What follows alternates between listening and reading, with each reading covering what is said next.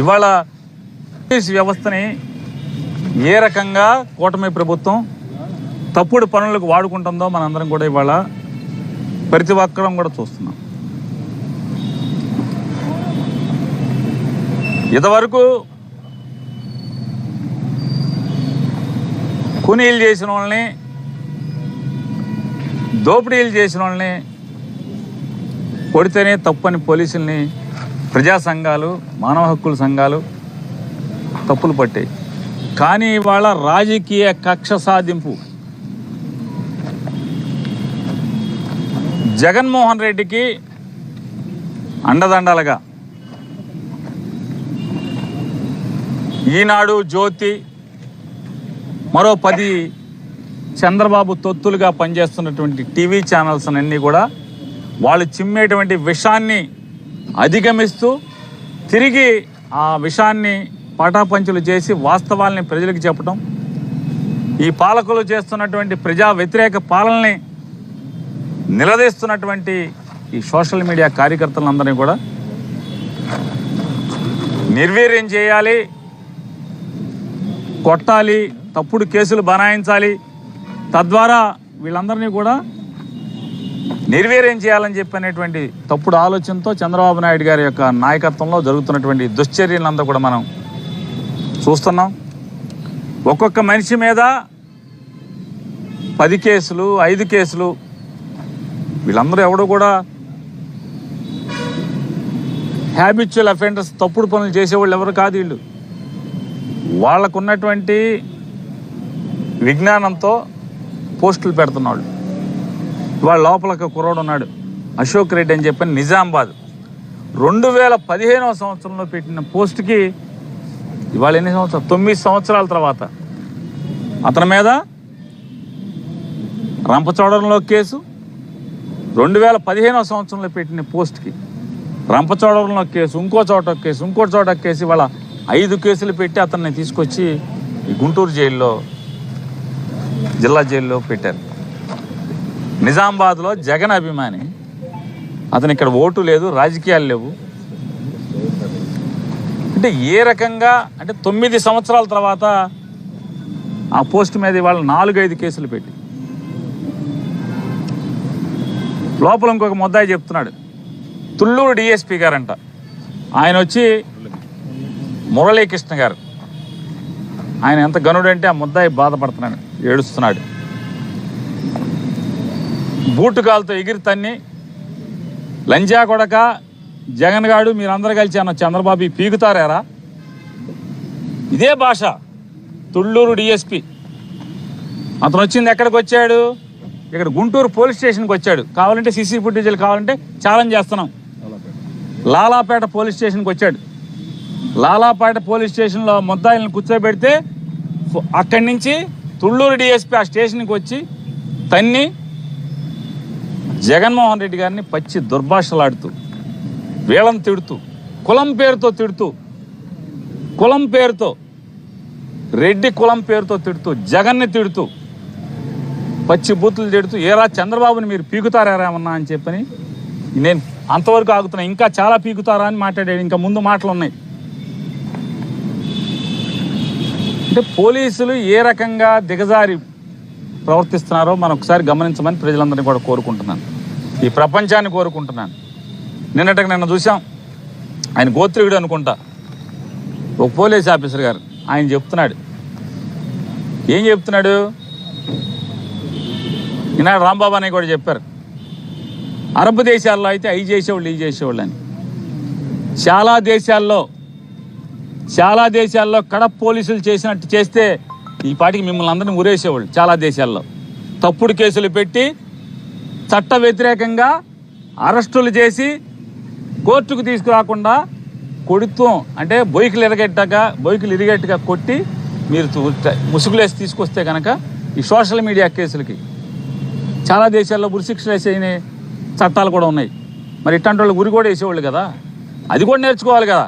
Arab దేశమే కాదు, ఈ దేశాలు కూడా వెళ్ళి రావాలి. డిఐజీ గారు ఆయన చెప్తాడు పురాణాలు. ఈ వీళ్ళందరూ అండి, ఈ సోషల్ మీడియా వాళ్ళు, వీళ్ళు వైసీపీకి పనిచేసేవాళ్ళు యజ్ఞం జరుగుతుంటే అంటే మహామునులు యజ్ఞం చేస్తుంటే కుండలతో రక్తాన్ని శివుని నెత్తుర్ని పోసేటువంటి రకాలండి వీళ్ళు అంటున్నాడు. ఎంత ఇట్లా ఆయన ఎంత ఫీల్ అయిపోతున్నాడు. గోత్రికుడు కదా, ఎవరు యజ్ఞం చేస్తున్నారు, ఏం యజ్ఞం చేస్తున్నారు, ఎవడ విషం పోస్తున్నారు. చంద్రబాబు నాయుడు పచ్చి దగాగా మోసం చేస్తుంటే నిన్న బడ్జెట్ పెడితే బడ్జెట్లో రాగి కానీ దేనికి ఇవ్వలేదు. అది చెప్పిన హామీలకి 6 సూపర్ 6 అని ఒకటి చెప్పి ఓట్లు అడిగాడు. షణ్ముఖ వ్యూహాన్ని ఇంకోటి ఓట్లు అడిగాడు. ఊ అంటమే కానీ షణ్ముఖ వ్యూహం అంటమే కానీ ఈ 6 హామీలకి మరి ఇక్కడ అసెంబ్లీలో కూడా ఊ అనాలిగా. డబ్బులు పెట్టలేదండి చంద్రబాబు నాయుడు మన షణ్ముఖ వ్యూహానికి అని చెప్పని. మరి వాళ్ళు దగా మోసం చేస్తుంటే అది యజ్ఞంగా కనపడుతుంది మన డిఐజీ గారికి. సంపద సృష్టిస్తానని చెప్పని జనాల్ని మోసం చేసి ఓటు వేసుకుని వచ్చి ఇప్పటికీ 50,000 కోట్లు అప్పు చేశాడు. ఇంకా 4 నెలలు పూర్తవలా. ఈ 4 నెలలు పూర్తవకుండా 50,000 కోట్లు అప్పులు చేశాడు. విశాఖపట్నం ఇంకా చాలా చోట్ల స్థలాలకు అమ్మకాలు పెట్టాడు. విశాఖ ఉక్కుని అమ్మకానికి పెట్టారు. ఇంత చీటింగ్ చేసి 420 వ్యవహారాలు చేసేటువంటి ప్రభుత్వం వాళ్ళదైతే వాళ్ళు యజ్ఞం చేయటం ఏంటి? డిఐజీ గారికి యజ్ఞం చేసినట్టు కనపడతాం ఏంటి? వాళ్ళు చేసే పాపాలు కదా. ఆయనకి యజ్ఞాలు అంటే మామూలుగా ఆయన రిజైన్ చేసేసి వచ్చి నుంచుంటే బాగుంటుంది కదా. ఇట్లాంటి అధికారులు అంత దురదే మీకు ఉంటే కనుక, అంత రాజకీయ దురదే ఉంటే, అంత జల్లుంటే దమ్ముగా రండి, సభ్యత్వం తీసుకోండి, పోటీ చేయండి. మీ ఇష్టం వచ్చినట్టు ఛానల్ మాకులాగా కూర్చుని చంద్రబాబు మేము వాగుతున్నాం కదా, పవన్ కళ్యాణ్ మేము వాగినట్టు మీరు కూడా వాగండి.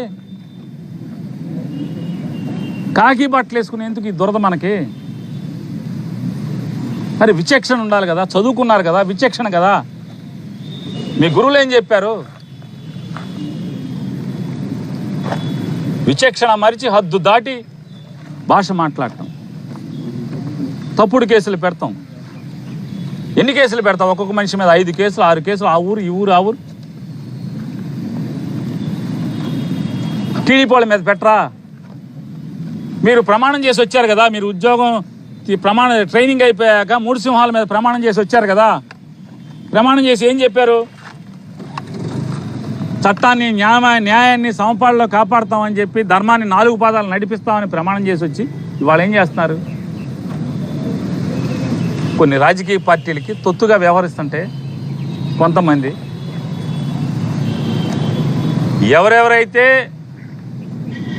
ఖచ్చితంగా మీరు బెదిరింపులు అనుకోండి, లేకపోతే హెచ్చరిస్తున్నాం అనుకోండి, ఎవరెవరైతే అక్రమ కేసులు బనాయించారో, తప్పుడు కేసులు బనాయించారో, ఆ పోస్టింగుల్లో అసభ్యత లేకపోయినా కూడా కేసులు పెట్టారు. ఎవరెవరైతే కొట్టారో, ఈ తుళ్ళూరు డిఎస్పీ లాగా దుర్భాషలు అమ్మల తల్లుల్ని భార్యల్ని బూతులు తిట్టారో, ఈ తిట్టిన వాళ్ళందరినీ కూడా ఖచ్చితంగా భవిష్యత్తులో మీరు చట్టపరమైన చర్యలు ఎదుర్కోవాల్సిన వస్తుందని కూడా హెచ్చరిక చేస్తున్నాం. పథకం ప్రకారం ఎక్కువ కేసులు కట్టడం, లోపల పంపడం, తర్వాత బెయిల్ రాకుండా బెయిల్ అడ్డుకోవటం. అంటే కొత్తగా మోడీ గారి ప్రభుత్వం ఇండియన్ పీనల్ కోడ్ని మార్పులు చేస్తూ భారత న్యాయ శిక్షా స్మృతి అని చెప్పిన ఒకటి బిఎన్ఎస్ చట్టం తీసుకొచ్చి, ఆ చట్టంలో భాగంగా ఏంటంటే దానిలో 111 అనే ఒక సెక్షన్ పెట్టి, ఆ సెక్షన్లో ఆర్గనైజ్డ్ క్రైమ్ అంటే ఏంటి? గంజాయేనో లేకపోతే ఈ డబ్బులు జనాలు ఈ డబ్బులు ఎత్తేస్తారు కదా, చిట్ ఫండ్ కంపెనీలు పెట్టి, చిట్ ఫండ్ కంపెనీల ద్వారా స్టూడియోలు కట్టి, చిట్ ఫండ్ కంపెనీల ద్వారా పేపర్లు టీవీలు పెట్టి ఇట్లాంటివి ఏమైనా చేసి వాటి కోసం పెట్టారు. ఆర్గనైజ్డ్ క్రైమ్ ఆర్థిక పరమైన నేరాలు చేయటమా, లేదా ఇట్లాంటి నేరాలు చేసిన వాళ్ళకి ఆ చట్టం పెడితే ఇది ఆర్గనైజ్డ్ క్రైమ్ కింద సెక్షన్ 111 ప్రతి చోట పెడుతూ ఇలాంటి తప్పుడు కేసులు బనాయించే కార్యక్రమం ఇవాళ ఎక్కాలు నువ్వు నేర్పిస్తే ఎక్కాలతో ఆగదు కదా. చంద్రబాబు నాయుడు గారు, పవన్ కళ్యాణ్ గారు, మీరు ఎక్కాలు నేర్పిస్తాం మొదలెడితే ఇవాళ ఎక్కాలతో ఆగవయ్యి. రేపు వచ్చేప్పటికి ఎచ్చవేతలతో వస్తాయి, కంగారేం లేదు.